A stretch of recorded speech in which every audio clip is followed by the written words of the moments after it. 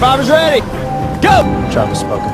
This island is pretty much full of only two things: snakes and rats. The fake dead grandmother could easily go down as the dirtiest thing ever to be done in this game. I am the king, and I am back. But I've got the $1 million check written already. I mean, I'm the winner. The winner of the first Survivor competition is Rich. Direct from Hobart, it's now time for the only dedicated radio show in Australia devoted to the hit TV show Survivor, bringing you the latest news and the biggest interviews from the king of reality television.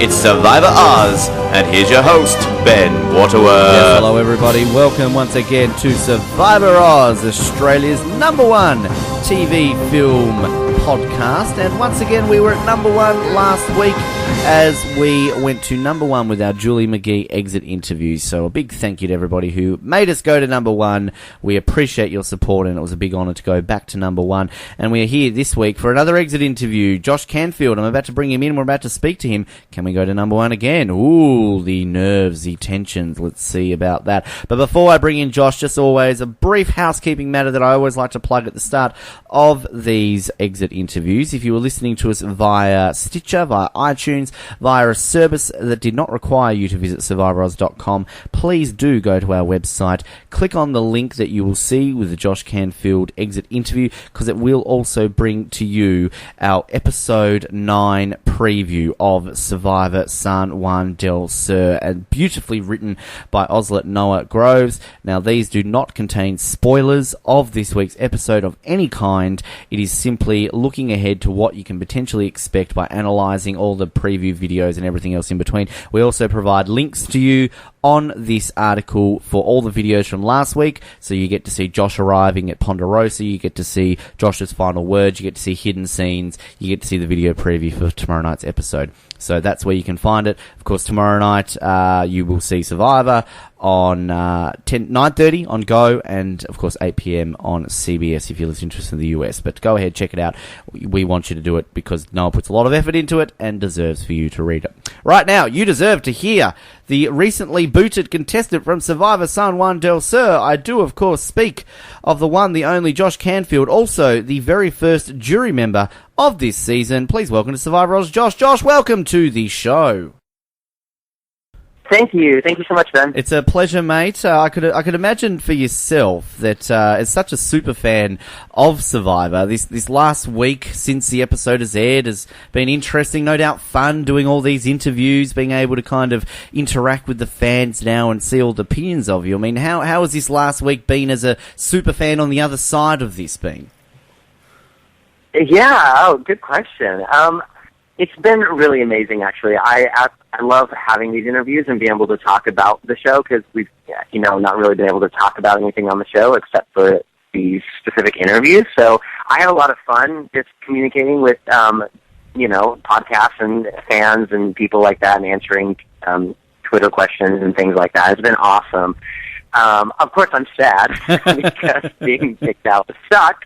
I would have liked to have done these interviews later, but it's been a lot of fun, and I've gotten just so much overwhelming support from fans, and I just couldn't be happier just with what people have been saying, and a lot of people saying that they wanted me back for another season, and that makes me so happy. Yeah, well, I mean, I think if you've been paying attention to a lot of things that, say, we've been saying and other websites have been saying, I mean, many people were predicting you as the winner from very early on, and I think a lot of people were very shocked to kind of see you go at the point that you did. Do you enjoy kind of seeing all these, comments saying, oh, Josh is going to win, and, wow, what a big blindside this was, we wanted him to win?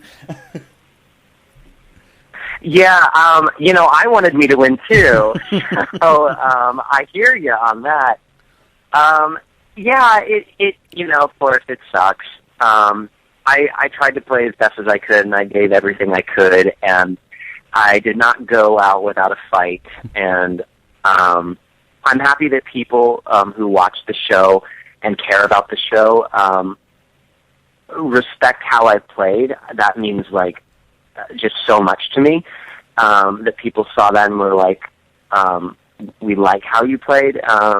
I guess I'm just really grateful. The support's been awesome. Well, I will say that, there was this big build-up, of course, rivalry between yourself and Jeremy, that was sort of played over the last couple of weeks, and we put up a post basically asking people to use hashtag Team Jeremy or hashtag Team Josh, and hashtag Team Josh came out on top quite significantly, so there you go. Oh, yay. Well, thank you, everyone. I love you Survivor Oz listeners. They're all big fans. But, it seemed, your game started off very strongly on Koyope, and then it seemed to take a bit of a drastic change when you got to be with Reed on New Hunapu. Do you feel as though the switch was the point that actually really hurt your game?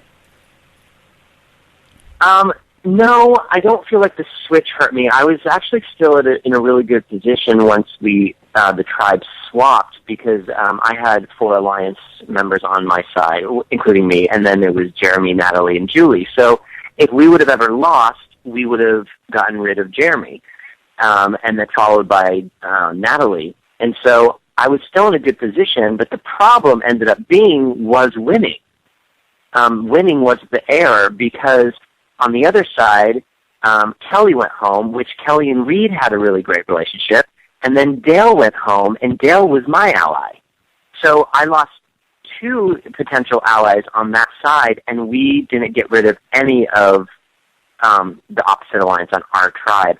So that put us down in numbers once we hit the merge. So, which is interesting, actually, because Reed and I talked quite at length at throwing that final challenge when we were together on Hunapu, the one where we did the dragon puzzle and came from behind and won. We talked a lot about throwing that challenge, because we were like, if we throw this challenge, we could get Jeremy out. But the problem is, and as a fan of the show, that never goes well. Like, it just never ends up. Something horrible happens, and it doesn't go as planned, and it's looked at as really bad gameplay. And Reed and I are just so competitive anyway. We were like, the idea of like trying to lose was like horrible for us. And so we ended up being like, no, we're not going to throw this challenge. We're just going to let the cards fall as they did. And we stand by that we did that and that we won, and that was great. But that was actually the downfall, because if Jeremy would have gone home that night, Dale would have stayed in the game. And then that meant they would have one less and we would have had one more, and we would have had the dominant alliance going into the merge. And then, as you saw, we still were okay once we finally persuaded John and Jacqueline to come on board with us and vote Jeremy out, and then Julie quit. Yes. So there's that. Yes, well, it's interesting you're saying about usually bad things happen when people throw challenges. You can just ask Drew that, I guess, what happens. Yeah, exactly. But it's kind of, it's interesting you mentioned, obviously, the Julie quit, because you have that situation where, you could have taken Jeremy out, but then Julie quits, which I suppose is what seems like right now the moment which cost you that opportunity to take Jeremy, because Jeremy then wins immunity. John and Jacqueline flip. How surprising is it with the John and Jacqueline situation that they flipped? And was it kind of fascinating for you to be able to see everything that they were kind of working out last week as to what led them eventually siding with Jeremy's alliance to take you out?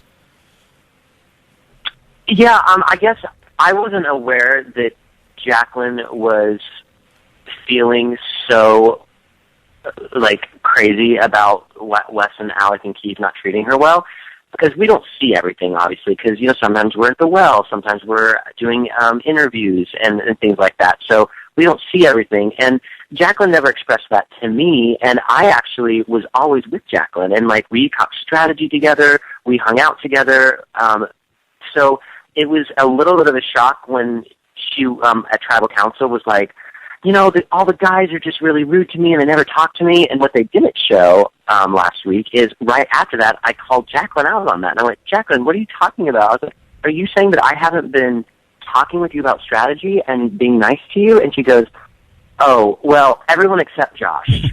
And I was like, well, and of course, and now you're going to vote me out. Yes. So I was like, it was a little bit shocking to see John and Jacqueline switch like that. I think, Wes and Alec weren't being the nicest, and they need to, especially Alec, just needs to watch his mouth. But I think Jacqueline also overreacted. Do you feel, had Baylor gone last week and things, John and Jacqueline had stuck with you guys, do you feel as though John and Jacqueline would have been a pair that you and Reed would have worked with long term, or were they, say, disposable and you would have gotten rid of them? Yeah, I mean, that's a hard thing to answer because we don't know exactly what would happen, but I would like to think that we would have worked with John and Jacqueline long term. I personally wanted Jacqueline to go to the final because I didn't feel like Jacqueline was doing anything in the game, and I felt that she was just, in a sense, just following anything John did, and she was not great at challenges, and so I was like, man, I actually want this girl to go all the way. If I make it to final tribal, I want her there with me because I know I can beat her. So in one sense, yeah, I think I would, Reed and I both would want to work with John and Jacqueline because they hadn't really done much in the game. They're on the show a lot, but all they're on the show saying is, ooh, which place do I go? Do I go with this alliance or this alliance? Which actually isn't a great position to be in because that means you're not in a good alliance. You're going to be at the bottom of whatever alliance you pick. So it's actually not a good place to be in. And, yeah, so I think we would have worked with them because I think we could have beaten them. The proverbial swing vote position. It's obviously had ups and downs in the history of Survivor. I've got a listener question which I'll get to close out in a second, but how are you feeling right now Reed will fare from this point? I mean, do you feel he has the ability to kind of work his way now into an alliance and sort of stay around a little bit longer? Yeah, I mean, Reed is incredibly strategic and actually really good at this game. He just hasn't had a chance to really show it yet. But just the fact that he's awesome at challenges. If you look at every time someone has won, Reed's always on that tribe that's winning. And so, I mean, I'm excited to see what he does because now that I'm gone, it's kind of like released him a little bit because having your loved one there is something to be said of that, it holds you back a little bit because you have to be concerned about the other player. So now that I'm gone, he doesn't have to worry about me being voted out anymore because I'm gone. So, I'm looking forward to see what he does. And, besides the obvious answer being Reed for this question, putting Reed aside, who are you rooting for to win at this point? Well, Reed, of course. I would say if I had to go with a second place, probably Wes. I think Wes has been actually playing a really great game. He's very underrated on the show right now because he's not being seen a lot, but I think he's playing a great game. Let's see how that plays out. And just really quickly, before we let you go here, Josh, listener question here. Owen Craig, I like this question. He sent in saying, when you were describing your tribe as a Broadway show that opens in previews to poor reviews and has to be workshopped, was that a direct reference to Spiderman, Turn Off the Dark? You know what? I may have drawn some knowledge from Spider-Man, and that what all happened with that. But that actually happens a lot with Broadway shows where they start doing stuff and it's just horrible and they kind of shut down for a while and reopen it. But yeah, I mean, that's exactly what happened with Spider-Man. So had some first-hand knowledge on that. Yes, Owen said that if it is the case, it is his newest favourite Survivor reference ever. So... I'm so glad I was able to win that spot. There you go. Owen, thanks for that question. And Josh, to you, thank you, mate. Huge pleasure to have you here on the show. Enjoy the rest of the season. And we look forward to getting you back on here in the future, mate. We'll have a bit more of a longer chat with you about your time on Survivor. Thank you, Ben. You too. There we go. Josh Canfield, very entertaining chat. Was expecting that to be an entertaining chat because obviously we know that Josh is a very big fan of Survivor and a very popular figure this season, and I know a lot of people were very sad to see him go, so we appreciate his time. Also, as always, a special shout out and thank you to CBS and to Channel 9 for allowing us the privilege of doing these exit interviews. Very much appreciated. And to everybody who sent in listener questions, Owen, everybody else, we've got a lot of listener questions in this week's folks.